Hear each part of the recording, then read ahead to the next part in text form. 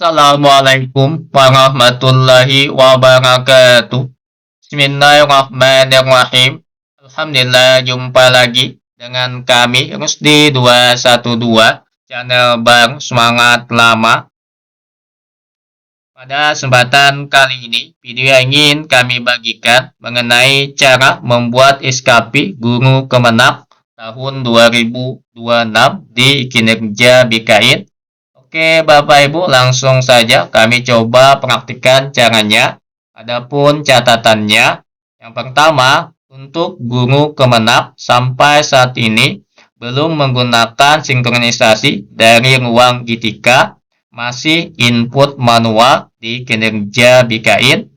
Yang kedua, untuk RHK, silakan menyesuaikan dengan tugas guru masing-masing atau mengikuti petunjuk dan arahan dari atasan langsung guru bersangkutan.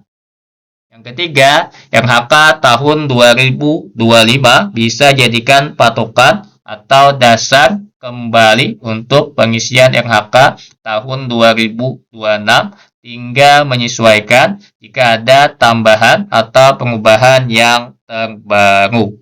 Di sini Bapak Ibu, kami sudah langsung login ke ASN Digital BKIN.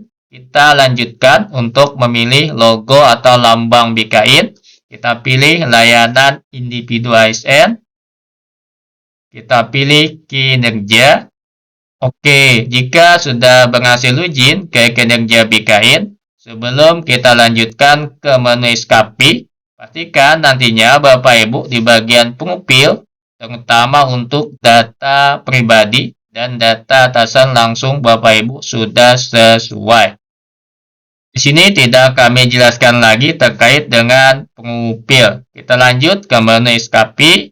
Berikutnya kita coba klik tombol tambah periode SKP yang baru.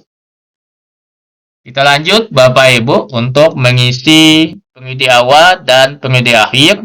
Periode awal normalnya diisi tanggal 1 Januari tahun berjalan 1 Januari 2026 untuk normalnya. Periode akhir sampai dengan 31 Desember 2026 untuk normalnya. Selanjutnya Bapak Ibu tinggal menyesuaikan jika nantinya SK-nya kurang dari 31 Desember 2026. Kita lanjut ke bagian pendekatan.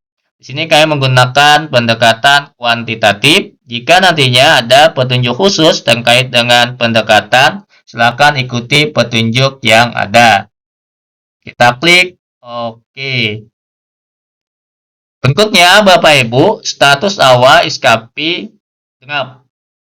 Terkait dengan periode, jika nantinya ada pengubahan atau penyesuaian, kami ulangi, terkait dengan periode SKP, jika nantinya ada pengubahan atau penyesuaian, bisa diedit kembali, walaupun status SKP-nya sudah mendapatkan persetujuan. Intinya, untuk periode tidak jadi masalah, bisa diedit dan diubah kembali. Kita lanjut ke bagian detail SKP. Di bagian detail SKP di sini, Bapak Ibu, sebelum kita menambahkan RHK, pastikan untuk nama Bapak Ibu dan nama pejabat penilai kinerja sudah sesuai. Jika ada yang belum sesuai, coba klik muat ulang. Baik di bagian kolom pejabat penilai kinerja atau di bagian nama Bapak Ibu. Jika nantinya ada yang tidak sesuai, tinggal klik muat ulang. Kita lanjut untuk menambahkan RHK. Kita klik tombol tambah RHK. Oke. Di bagian tambah RHK di sini Bapak Ibu, kolom pertama ada isian rencana hasil kerja atasan yang diintervensi. Jadi pastikan terlebih dahulu untuk atasan Bapak Ibu sudah membuat RHK. Baru kita sebagai bawahan bisa melakukan intervensi. Kita coba contohkan Bapak Ibu untuk mengisi RHK yang pertama. Silakan dibuka masternya jika ada. Di Di sini tugas utama guru sebenarnya Bapak Ibu secara umum yang pertama yaitu menyusun atau membuat perencanaan perangkat pembelajaran. Yang kedua yaitu pelaksanaan proses kegiatan belajar mengajar. Yang ketiga penilaian hasil proses pembelajaran.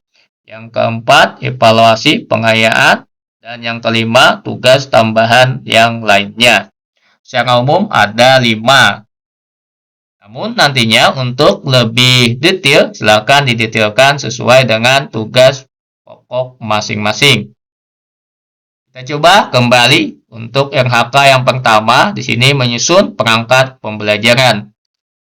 Kita copy paste Bapak Ibu, jika sudah ada masternya, tinggal copy paste, dipindahkan, dimasukkan ke bagian kolom rencana hasil kerja. Di sini Bapak Ibu. Berikutnya kita coba pilih rencana hasil kerja atasan yang diintervensi. Silahkan nanti dicari yang sesuai dengan RHK yang kita tambahkan.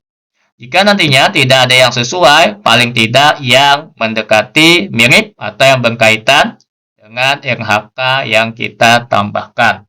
Di sini terkait dengan kurikulum yang berlaku. Kita coba kita cari kata kuncinya untuk RHK atasan, yaitu kurikulum. Yang ini Bapak Ibu, presentasi perangkat kurikulum yang dievaluasi. Jenis RHK, kita pilih yang utama. Silakan nanti tambahkan terlebih dahulu RHK utama sampai dengan selesai semuanya. Baru terakhir melakukan input RHK tambahan jika ada. Jadi selesaikan yang utama terlebih dahulu semuanya. Terakhir jika ada baru yang tambahan. Oke Bapak Ibu, tinggal kita klik OK. Kita lanjut untuk RHK nomor 2. Kita klik tambah RHK. Kita buka lagi masternya Bapak Ibu. Terkait dengan proses pembelajaran, kita coba copy masternya. Kita salin, kita paste ke bagian RHK. Kita cari lagi RHK atasan yang berkaitan, yang mendekati, mirip. Ini terkait dengan kurikulum lagi Bapak Ibu. Kita pilih yang kurikulum kembali.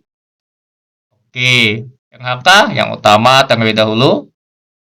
Kita klik OK. Selanjutnya Bapak Ibu tinggal tambahkan RHK yang lainnya sampai semuanya selesai, termasuk tambahan jika ada. Selanjutnya, jika ditambahkan semua untuk RHK-nya sudah masuk semuanya, baru kita masukkan atau menambahkan indikator. Jadi indikator belakangan Bapak Ibu setelah semua RHK ditambahkan, termasuk yang tambahan tadi jika ada. Lanjut untuk menambahkan indikator setelah semuanya selesai RHK, kita klik tombol tambah indikator. Oke. Terkait dengan indikator, ada aspeknya. Minimal Bapak Ibu 3 yang dipilih. Maka nanti disesuaikan Bapak Ibu. Jadi minimal 3 yang dipilih terkait dengan aspeknya. Kita contohkan aspek yang pertama terlebih dahulu, kuantitas. Kuantitas Bapak Ibu, simpelnya, jumlahnya, nilainya, angkanya yang bisa dihitung atau bisa diukur. Untuk kuantitas, secara simpel pengertiannya seperti itu. Intinya bisa dihitung di jumlah. Kita contohkan terkait dengan kuantitas, penyusunan perangkat pembelajaran. Di sini Bapak Ibu kami menggunakan master RHK tahun 2025. Bisa disesuaikan. Jadi kuantitas tadi terkait dengan jumlah, nilainya, angkanya, banyaknya yang bisa dihitung atau diukur. Sini kami contohkan jumlah perangkat pembelajarannya. Terkait dengan jumlahnya Bapak Ibu silakan dihitung targetnya masing-masing berapa. Biasanya untuk perangkat pembelajaran dalam 1 tahun ada 2 semester. Artinya secara umum ada 2 dokumen perangkat pembelajaran. Coba kita masukkan Bapak Ibu untuk target kuantitasnya. Kita copy saja ini Bapak Ibu kalimatnya.